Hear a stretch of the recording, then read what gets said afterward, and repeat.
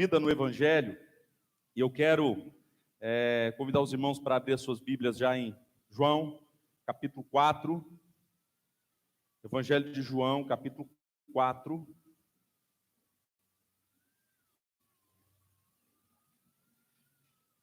verso 31 ao verso 38. João 4, verso 31 ao verso 38. Evangelho de João, capítulo 4, verso 31 ao 38. No que a palavra de Deus nos diz. Nesse íntere, os discípulos lhes rogaram, dizendo: Mestre, come. Mas ele lhes disse: uma comida tenho para comer, que vós não conheceis. Diziam, então, os discípulos uns aos outros: ter-lhe-ia, porventura, alguém trazido o que comer? Disse-lhes Jesus: a minha comida consiste em fazer a vontade daquele que me enviou e realizar a sua obra. Não dizeis vós que ainda há 4 meses para a ceifa? Eu, porém, vos digo: erguei os olhos e vede os campos, pois já branquejam para a ceifa. O ceifeiro recebe desde já a recompensa, e entesoura o seu fruto para a vida eterna. E de Sarte se alegram tanto o semeador como o ceifeiro. Pois no caso é verdadeiro ditado: um é o semeador e outro é o ceifeiro. Eu vos enviei para ceifar o que não semeaste. Outros trabalharam, e vós entrastes no seu trabalho. Essa é a palavra de Deus. Vamos orar? Senhor, em nome de Jesus, nós te louvamos, ó Deus, por tudo aquilo que o Senhor tem feito, tudo aquilo que o Senhor tem trazido a nós, por saber, ó Deus, que o Senhor tem cuidado de nós, mesmo nos tempos mais difíceis, por saber que o Senhor tem uma missão da qual o Senhor nos chamou para também fazermos parte contigo. E nós te louvamos por tudo que o Senhor tem feito, por tudo que o Senhor tem dado, por tudo que o Senhor tem trazido, ó Deus amado, à nossa vida, apesar de nós mesmos, apesar das nossas limitações, o Senhor tem trazido, ó Deus amado, a nossa vida, a compreensão da Tua palavra, e essa compreensão tem moldado o nosso viver. Nós te louvamos por isso, em nome de Jesus. Amém. Talvez ninguém te disse algumas coisas sobre o Evangelho de Jesus. Talvez, depois que você decidiu fazer parte de uma comunidade evangélica, não foi dito a você algumas verdades essenciais do Evangelho. Alguns níveis de comprometimento do Evangelho que você e eu precisamos ter. Talvez quando você passou para frequentar uma igreja, você pôde pensar que apenas a sua agenda foi mudada, ou precisava ser mudada. Talvez você passou para frequentar uma igreja e pôde perceber que apenas os lugares que você frequenta mudou. Para muitos, se tornar cristão é deixar de fazer algumas coisas apenas. Eu digo que é sim deixar de fazer muitas coisas, mas não com uma motivação moralista, mas não com a motivação de agora, eu passei agora para ser crente, e agora simplesmente eu não faço algumas coisas e não vou a alguns lugares. O comprometimento de Jesus, que Jesus leva aos seus discípulos, é muito mais amplo, muito maior, muito mais profundo do que apenas mudar a nossa agenda, mudar o nosso roteiro de percurso dia a dia. É muito mais amplo do que isso. Jesus, no seu ministério aqui na terra, ele olhou para os 12, quando ele escolhe aqueles 12, ele seleciona os 12, que ele passa a noite inteira orando, e depois ele vai escolher os 12, as quais ele ia investir o restante do seu ministério, que não era tão restante assim. Uma leitura dos evangelhos, nós podemos perceber que Jesus investiu muito mais tempo nos 12 do que na multidão que estava seguindo ele. Jesus decididamente investiu mais tempo naqueles 12, porque a vida de Jesus precisava ser imprimida na vida daqueles discípulos. Deus, quando ele quis mudar o mundo, ele não mandou um programa para ser estabelecido, para ser seguido. Ele mandou uma pessoa para ser imitada. Preste atenção nisso. Deus, quando ele quis mudar o mundo, ele não mandou um programa de igreja para ser seguido. Olha, tem essa liturgia, você vai seguir essa liturgia, você vai cantar assim, você vai celebrar assim. Deus, quando ele quis mudar o mundo, não foi isso que ele fez.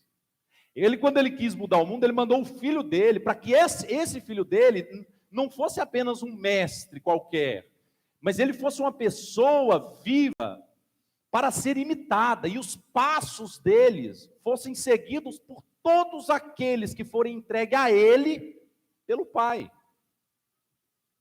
Jesus, ele veio ao mundo, e quando ele escolhe aqueles discípulos, lá em Marcos capítulo 3, verso 14, nós vimos que Jesus, ele escolhe aqueles discípulos para estar com eles, para caminhar com eles, e imprimir a vida dele na vida dos 12. Foi para isso que Jesus chamou. Só que esse imprimir da vida de Jesus tem algumas verdades excepcionais para nós. Nós que vivemos como evangélicos, com quase 50 milhões de evangélicos no Brasil, que estamos presenciando o evangelho extremamente raso nos dias de hoje. E raso por quê? Porque os evangélicos, eles entram na onda também da busca pelo sucesso pessoal. Vai para a igreja para ter sucesso pessoal. Entendem a fé cristã como um sucesso, como uma performance, como algo que pode pode melhorar a sua vida, pode fazer com que a sua vida passe a ser melhor apenas. As pessoas não é estranho você perceber que as pessoas, quando elas aderem a uma comunidade evangélica, elas esperam se tornar bem-sucedidas financeiramente. Elas pensam que agora, por ser evangélico, já doença, mas não mais os atingirão. Sofrimento já não mais os atingirão. As pessoas estão com essa concepção. E essa concepção é um reducionismo do Evangelho de Jesus.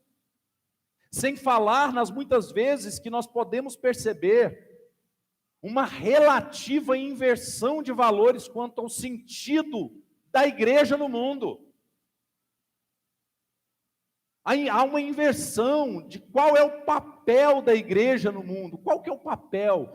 Por que a igreja está no mundo? Para que a igreja está no mundo? Muitos discípulos que se dizem discípulos de Jesus não sabem definir claramente qual é o papel da igreja no mundo. Eu desafio você a pensar sobre isso. Você sabe qual é o papel da igreja no mundo? Você sabe qual que é o papel da igreja brasileira no Brasil? Você sabe qual que é o papel da sua igreja aqui na sua cidade, aqui em Água Boa, ou em qualquer lugar que você estiver, que estiver me ouvindo?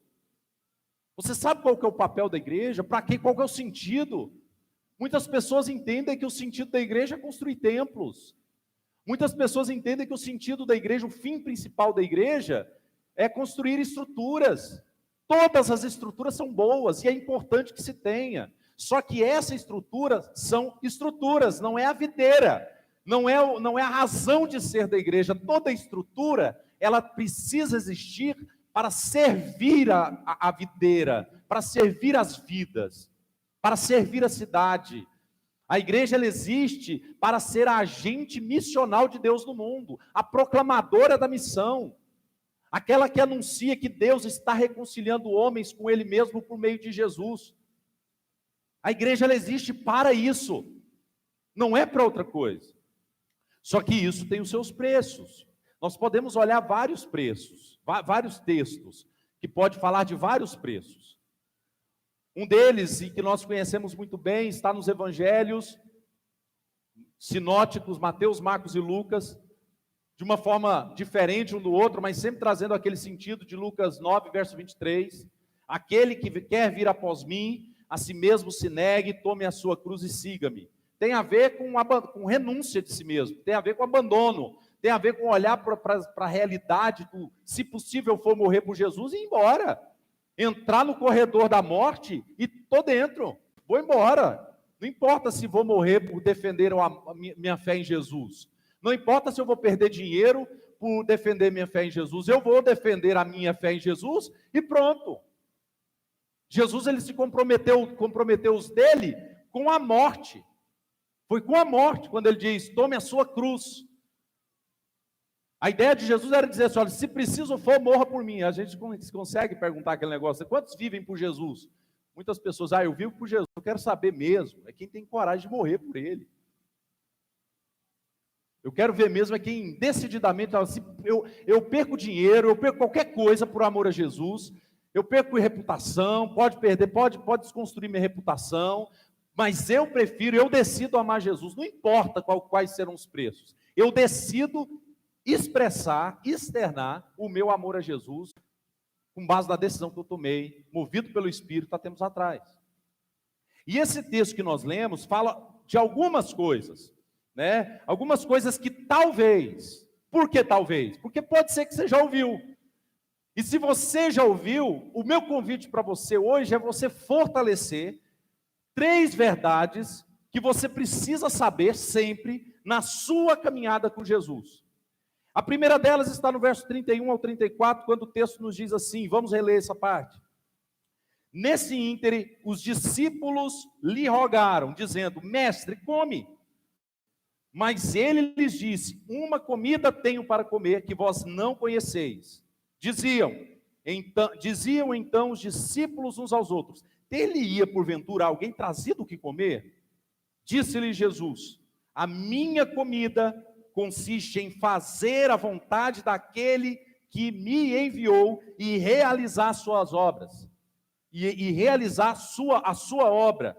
O que talvez ninguém te contou sobre a caminhada de Jesus? Talvez ninguém nunca tenha te contado que o alimento do discípulo, o sustento do discípulo, o que é o sucesso do discípulo, não é ter um carro novo, não é ter uma família bem-sucedida, não é ter um casamento perfeito, não é estar bem no trabalho, não é pagar as contas, não é formar os filhos.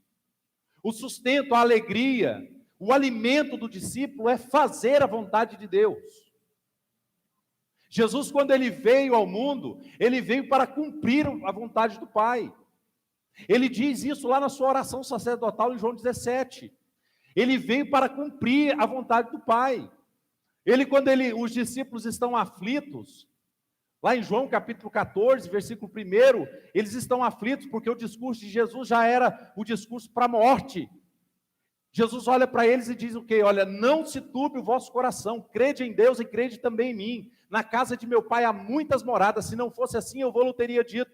Jesus, quando ele externa isso, ele está mostrando que ele estava ali cumprindo um chamado do Pai, e esse chamado do Pai naquele momento, nesse momento do ministério dele terreno, estava terminando.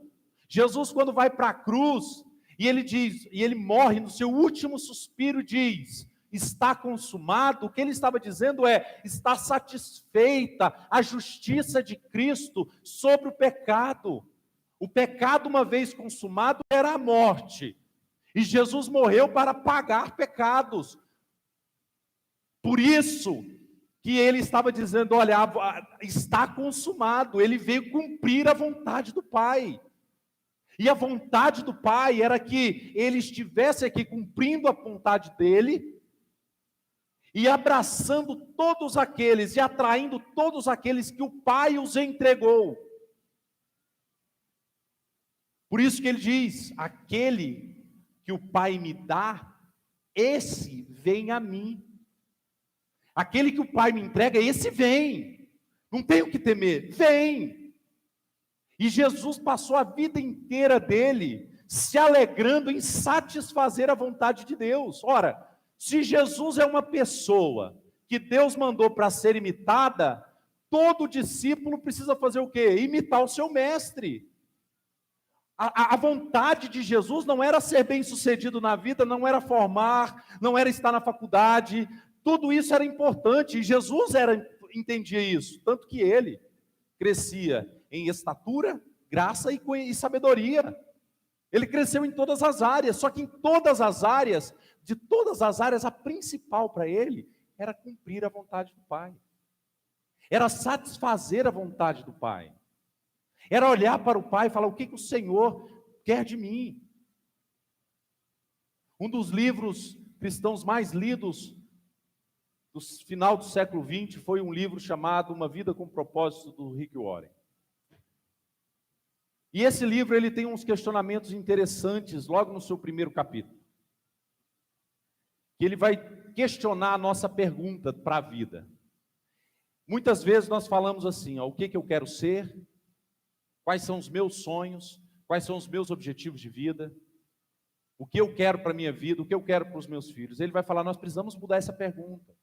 Porque a questão não sou eu, a questão não é você, mas é o que Deus quer da minha vida. Qual é a vontade de Deus para a minha vida? O que Deus espera que eu realize nessa sua obra? Como Deus quer que eu haja na obra que Ele me mandou caminhar? Como o Senhor quer que eu viva na obra que Ele me mandou fazer? A pergunta precisa ser invertida, porque o fim de todas as coisas não são os meus sonhos, não são as minhas vontades, mas a vontade do Pai. Jesus no Getsêmani, no momento de angústia dele, em que ele sabia o que estava para acontecer com ele, a única resposta dele para o Pai foi dizer: Senhor, se possível, passa de mim esse cálice, mas todavia seja feita a tua vontade. Ele não estava preocupado com o sofrimento que ele receberia. Ele sofreria. Viria sofrimento sobre ele. Ele sabia da dor das chibatadas. Muito mais do que os chicotes, muito mais do que o sangue vertido.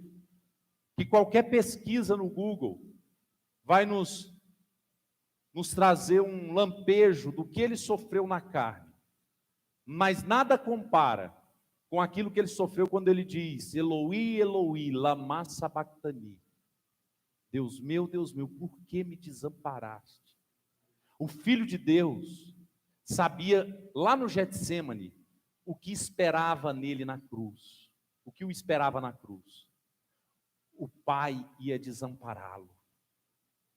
E aquela dor de saber que o Pai ia desampará-lo naquele momento não foi capaz de fazer com que Jesus no Getsêmani abdicasse de cumprir a vontade do Pai. Por mais que doa, por mais que seja controverso, por mais que seja nadar contra a maré, a vontade do discípulo de Jesus precisa ser sempre a vontade do Pai. Cumprir a vontade do Pai. Isso é o que nos diz o verso 31 ao 34. Mas uma segunda verdade também, que talvez não tenha te contado, ninguém tenha te contado, ou se contou, talvez você precisa rever, está no verso 35 e 36. O texto nos diz assim: olha, não dizeis vós que ainda há 4 meses até a ceifa? Eu, porém, vos digo: erguei os olhos e vede os campos, pois já branquejam para a ceifa. O ceifeiro recebe desde já a recompensa e entesoura o seu fruto para a vida eterna. E, de Sarte, se alegram tanto o semeador como o ceifeiro. Qual que é a razão da sua alegria? O que te gera alegria? Agora, o que geraria para você agora alegria? Isso me traria alegria. Isso sim me traria alegria. Isso me faria me faria celebrar agora nesse momento. Se acontecer isso, eu ficaria muito feliz. Isso produziria no meu coração uma alegria descomunal. Jesus aqui ele usa um termo do semeador, do semeador e do colhedor. Quem semeou a semente e quem estava ali colhendo. E a figura ali é que alguém semeou e outro veio e colheu. Mas os dois ficaram como? Felizes. O que Jesus estava apontando era para a realidade de novos discípulos, que se tornariam discípulos a partir daqueles ali. E eles deveriam se alegrar era com isso. Ou seja, Uma verdade que talvez não tenha te dito, é que a alegria do discípulo não é o ser bem-sucedido.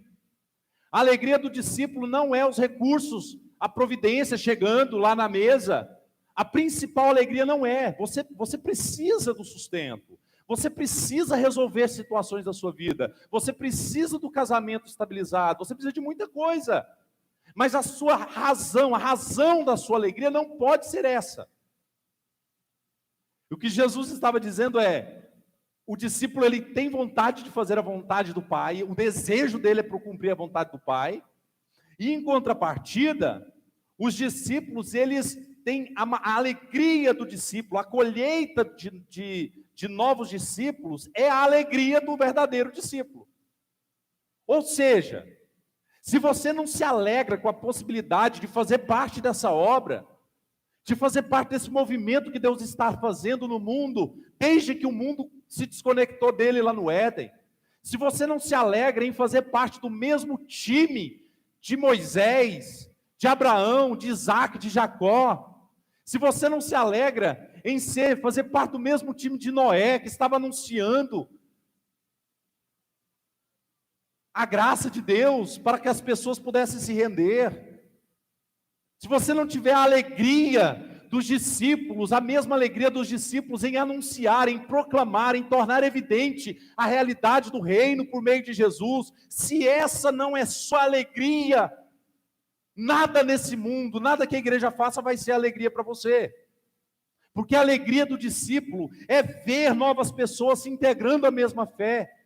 Eu fico imaginando Pedro, quando estava lá em Jerusalém, no batismo, no Pentecostes, aquelas pessoas se rendendo a Jesus, 3.000 pessoas sendo batizadas, tamanho fervor e alegria por parte dos discípulos verdadeiros, cerca de 120 pessoas que estavam ali, cerca de 120, num salto de um dia para o outro, passou para mais de 3.000 pessoas, mais de 3.000, a tamanha alegria. E o melhor é saber, e a alegria deles era saber que eles receberam um ministério da reconciliação, que Paulo vai ensinar isso depois das suas cartas. Vocês receberam o ministério da reconciliação. Qual que é o ministério da reconciliação? O ministério de reconciliar homens com Deus por meio de Jesus. Nós somos esses proclamadores, e a nossa alegria é vermos pessoas se integrando a essa mesma fé nossa. Ah, querido, mas nós estamos muito preocupados com os nossos problemas pessoais, não é verdade? Ah, pandemia. Ah, meu dinheiro que não vai dar. Ah, minhas contas que não fecham. Ah, mas esse problema meu... E aí a gente começa, no dia que esse problema meu resolver, aí sim eu vou proclamar Jesus como deveria. Querido, você nunca vai proclamar Jesus como deveria o dia que seus problemas resolverem, porque o dia que acabar esses problemas virão outros. O dia que acabar o problema que essa pandemia está gerando, virão outros problemas que são pós-pandemia. Os problemas pós-pandemia, porque tudo vai mudar de agora em diante. E aí você vai se escorar na muleta dos problemas pós-pandemia. Enquanto você não decidir, não olhar para a realidade do reino e começar a se alegrar com a vontade, a fazer a vontade do Pai, e se alegrar com novas pessoas, você vai olhar sempre para a pandemia como um caos ou o diabo agindo contra a igreja de Jesus. A igreja está sendo perseguida por conta de pandemia. Você sempre vai olhar por isso, por essa ótica. Mas se você começar a olhar pela ótica do reino, você vai perceber que a crise é uma grande oportunidade. A pandemia, a tribulação é a grande oportunidade de a gente mostrar o Deus gracioso, que é condescendente ao homem, e veio ao homem por meio de Cristo. E você pode dizer, olha, não era assim desde o princípio. Deus não queria fazer isso. Deus não queria isso no mundo. Não era o propósito de Deus, mas o homem se meteu em muitas astúcias. E agora o homem precisa se reconectar com Deus por meio de Jesus e ter a possibilidade de dizer que lá em Jerusalém, na Nova Jerusalém, não haverá mais dor, não haverá mais pandemia, não haverá mais crises, não haverá mais lágrimas, Porque agora nós vivemos uma nova realidade. Se você não se alegra com essa realidade desse ministério que Jesus te chamou, há alguma coisa errada com a tua vida, enquanto discípulo de Jesus. Porque a alegria do discípulo é ver pessoas se rendendo a Jesus. Mas não é somente alegria. Ver pessoas se rendendo a Jesus não é somente a nossa alegria. Não. Mas olha o que o texto, versículo 37 e 38 ainda vai dizer. Pois, no caso, é verdadeiro o ditado, um é o semeador e o outro é o ceifeiro. Eu os enviei para ceifar o que não semeastes. Outros trabalharam e vós entrastes no seu trabalho.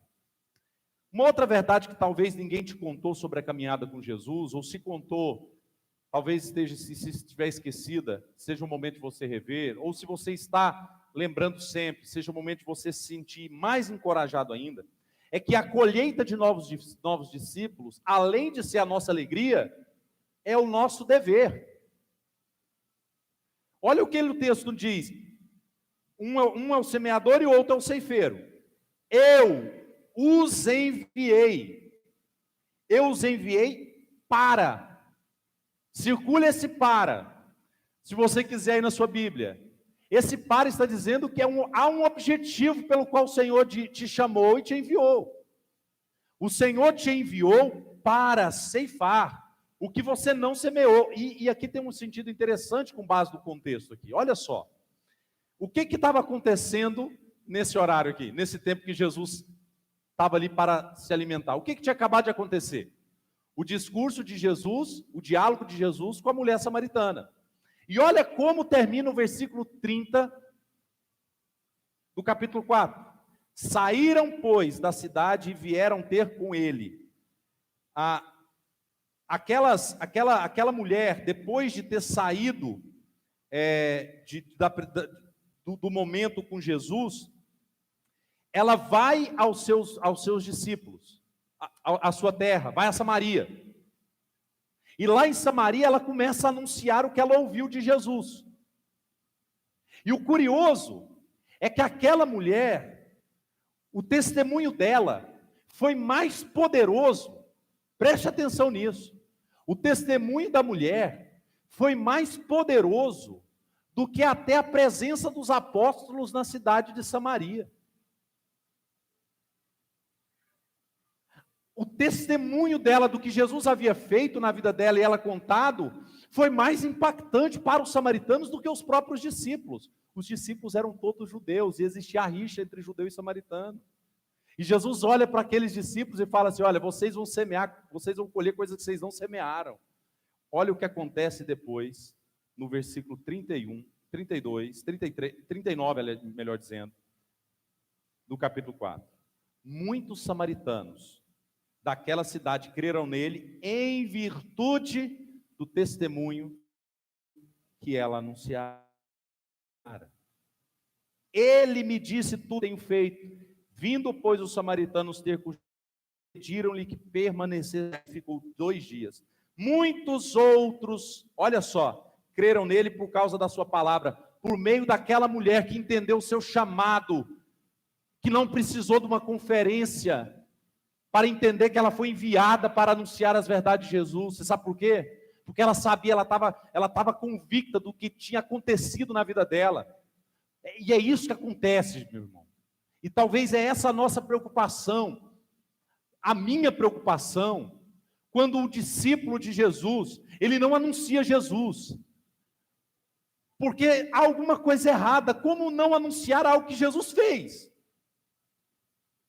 Se é que ele fez, ou ele não fez, ou se fez, há muito espinho nesse negócio, há muito espinho nesse meio, os cuidados do mundo, as ansiedades da vida, as preocupações desse mundo tá oprimindo a palavra germinada. Há alguma coisa errada. O discípulo que não olha para a realidade de fazer novos discípulos, de anunciar a verdade do Evangelho, não como apenas uma opção, vou ou não vou, isso é dever de alguém, não é o meu dever. Não, olha como um dever meu. Eu abraço isso com amor, com entusiasmo. Esse nível de realidade, somente quem entendeu o Evangelho, aqueles a qual o Evangelho fez sentido. A menos que o Evangelho não tenha feito sentido para nós. Se o Evangelho não fez sentido para nós, vai ser complicado conduzir esse processo. Vai ser complicado conduzir esse caminho, porque eu não compreendi o que Jesus fez na minha vida, do que Jesus me livrou, do que Jesus me libertou, de onde que Jesus me tirou. Aquela mulher sabia, porque aquela água viva que Jesus havia oferecido para ela, Jesus deu de fato. Jesus deu a água viva para ela. A colheita de novos discípulos é nosso dever, não a nossa opção. Você não vai optar, vou ou não vou falar de Jesus, ou mostrar, evidenciar Jesus para as pessoas. Não, é nosso dever. Aqueles discípulos estavam sendo desafiados com a realidade de eles, aqueles 12, veriam frutos que eles não haviam nem semeado. Colheriam frutos que eles não semeou, como próprios irmãos de Samaria, que se integraram à fé cristã, começaram a seguir Jesus e se integram posteriormente à caminhada cristã na igreja primitiva e vai embora. Eles não foram lá levar palavra nenhuma. E simplesmente as pessoas começaram a crer em Jesus. E olha só o que vai acontecer no versículo 42 do capítulo 4.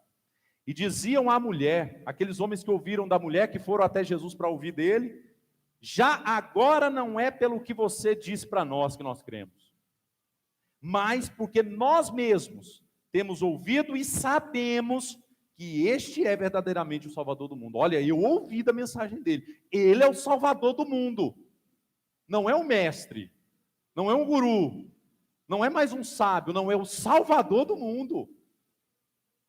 É quem nos libertou. É quem sabe quem nós somos. É quem se conectou conosco. É quem está envolvido com a nossa vida. É quem sabe quem somos. É quem agora sim trouxe as realidades do reino à terra. É quem inaugurou o reino de Deus, que está inaugurado desde a primeira vinda de Jesus. A hora que Jesus levanta do túmulo, ele levanta como um leão, inaugurando o reino dele. Inaugurando o reino dele. Por isso que pessoas estão se reconciliando com Cristo. Gente, o reino de Deus está florido, pronto para a grande colheita. Vamos plantar igreja para essa colheita. Vamos ver gente se convertendo através das nossas vidas. Este é o tempo. O reino está estabelecido. O que resta para nós agora é apenas a consumação desse reino. O tempo é hoje, é agora. Este é o dia.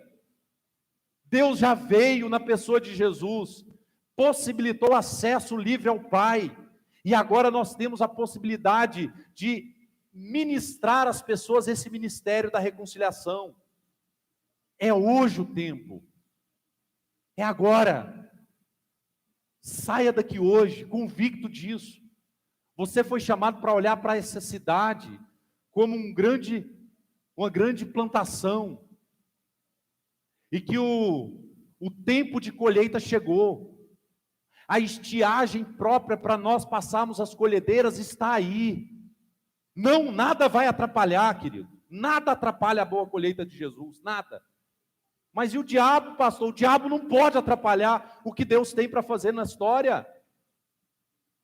Porque tudo se submete. O que Jesus fazia com os demônios? Sai dele em nome de Jesus. Em meu nome, melhor dizendo. Jesus repreendia com autoridade e poder, porque a autoridade e a chave de toda autoridade e poder está nas mãos de Jesus, entregue ao Pai. Colossenses capítulo 1 vai mencionar tudo isso. O que Deus fez? Deus entregou toda a história nas mãos de Jesus. Então toda a autoridade está nele. Por isso que ele diz lá em Mateus capítulo 28, ide, portanto, fazei discípulos de todas as nações, batizando em nome do Pai, do Filho e do Espírito Santo, ensinando a guardar todas as coisas que eu vos tenho dito. E eu estarei convosco todos os dias, até a consumação do século. Quando ele diz, ó, toda autoridade me foi dada, e eu concedo essa autoridade a vocês. Vai embora. Vai e faça discípulo com autoridade. Com autoridade. De que forma que nós podemos aplicar essas verdades à nossa vida? Me preocupa, sim, a forma como nós temos enxergado a nossa vida com Jesus. Muitas vezes vivemos em função da realização dos nossos sonhos e sucesso em nossa vida. Nós sempre vivemos em função disso. No entanto, quando eu digo sucesso, aqui eu me refiro a se dar bem em todas as áreas da minha vida. Porque talvez você pense assim, alguns podem pensar, não, eu não quero ter sucesso, eu não quero parecer para ninguém, eu só quero ter a minha vida estabilizada, eu só quero ter meu casamento estabilizado, minha família estabilizada. Isso também é desejo por sucesso. Isso é um nível de sucesso que você mensurou como sucesso. Só que a razão da sua vida não pode ser isso. O que dirige, o que define a sua alegria não pode ser isso. O que define a sua disposição para servir o reino não pode ser isso. Porque o dia que essas coisas não estiverem bem, o que você vai fazer? Sucesso ministerial me ajudou muito a entender que sucesso ministerial do pastor não é igreja grande ou rica somente. Isso pode ser, mas isso é muito pequeno. O sucesso ministerial de um pastor é a sua fidelidade ao evangelho de Jesus quando ele anuncia, quando ele ensina. O sucesso de qualquer pessoa é a sua fidelidade a Deus. Esse é o seu sucesso. O grande sucesso é ser perseguido, é ser fiel a Deus. O seu sucesso é fidelidade a Cristo e a sua obra. Segundo, aprenda que nós temos muitos motivos para nos alegrar na vida. E bons motivos. É muito bom e faz parte da nossa vida ver os nossos filhos bem, vermos a nossa família indo bem, ver os nossos parentes com saúde. É evidente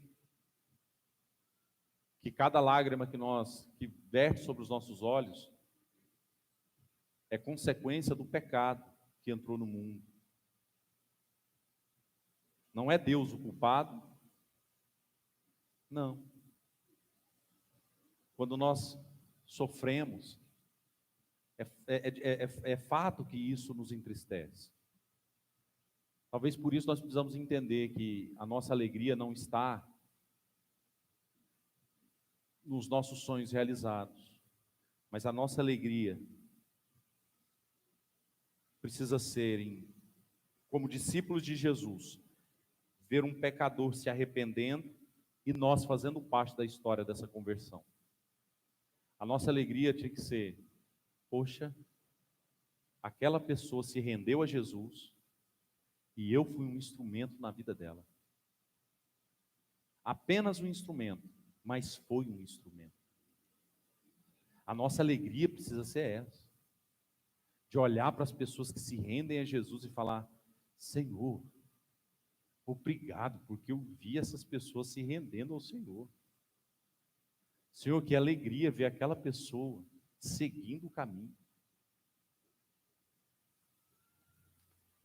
E por fim, fazer novos discípulos, tornar Jesus conhecido a todas as pessoas, não é uma opção para você, mas sim um mandamento. Queria que você saísse daqui hoje decidido a fazer seus filhos, sua família, seus amigos, verdadeiros discípulos de Jesus. Comece lá na sua casa, a olhar para os seus filhos e dizer, meus filhos serão meus discípulos. Minha casa será uma casa em que o lugar onde eu mais desejo e mais vou investir tempo para essas pessoas aqui se tornarem discípulos de Jesus. Eu vou investir tempo na minha vida devocional, nas minhas orações e nas minhas ações para ver a minha casa se tornando discípulo de Jesus. Saia daqui hoje com esse desejo. O Espírito Santo de Deus, você pode ter certeza, o Espírito Santo, ele vai adiante cumprindo a obra de convencimento. Quando Deus nos direciona na vida de alguém, e nós falamos da mensagem do Evangelho, essa pessoa compreende, é porque o Espírito Santo veio antes. E que bom que nós podemos ter certeza que é Deus que faz essa obra. E que não depende nem da pessoa. E isso é que nos dá a certeza de que as pessoas podem se converter. As pessoas podem se arrepender dos seus pecados, porque quem convence é o Espírito. Tem essa certeza. Que você pode falar assim, sair daqui agora, eu vou investir na vida dos meus filhos. Eu vou investir na vida dos meus amigos. Eu vou investir tempo na vida do meu cônjuge, para alcançar essas vidas para o Senhor. Eu vou agora ensinar o Evangelho para os meus filhos todo dia, toda semana, 1, 2, 3 vezes no culto da semana, sei lá quantas vezes você faz, mas nós estabeleceremos esse culto doméstico para eu poder falar do Evangelho. Mas como eu disse semana passada, às vezes nós nos preocupamos tanto com a nossa reputação, porque olhamos tanto para os nossos erros, os nossos filhos nos conhecem, as nossas esposas nos conhecem, os nossos amigos sabem quem nós somos, mas nada mais importante do que nessa hora você mostrar o quanto você também como pecador precisa do mesmo Jesus ao qual você está apresentando. Você também precisa desse Jesus. Esse Jesus que perdoa, você também precisa dele. Você não é o ser mais importante da terra, ou o ser impecável que está ali para apresentar você. Você está falando da pessoa de Jesus, alguém que você também precisa, para que o seu pecado pudesse ter sido perdoado. Você não está falando da sua glória pessoal. Na verdade, podemos usar um texto, um tema, uma frase, uma expressão de um filme. Você é um bastardo inglório. Apenas. Você é apenas um bastardo inglório. Você não é nada. Cristo é tudo em você. Você não é raridade. Você não é raridade. Se Cristo não for tudo para você, se o que tem brilhando na sua vida não for somente a verdade, a justiça de Cristo, aí sim você vai encontrar dificuldade. Agora, se a vida de Jesus, certamente você vai encontrar força e ânimo para falar de Jesus, mesmo sendo um miserável pecador, e as pessoas que convivem contigo sabem disso. Porque nada vai impedir você de falar do amor que Jesus teve por você. Você vai ser um Zaqueu, que vai chamar todos na sua casa, sem medo do que iam pensar dele, e se entregar a Jesus. E Jesus vai cear contigo, e vai dizer para você nesse dia, olha, o Filho do Homem veio buscar e salvar você.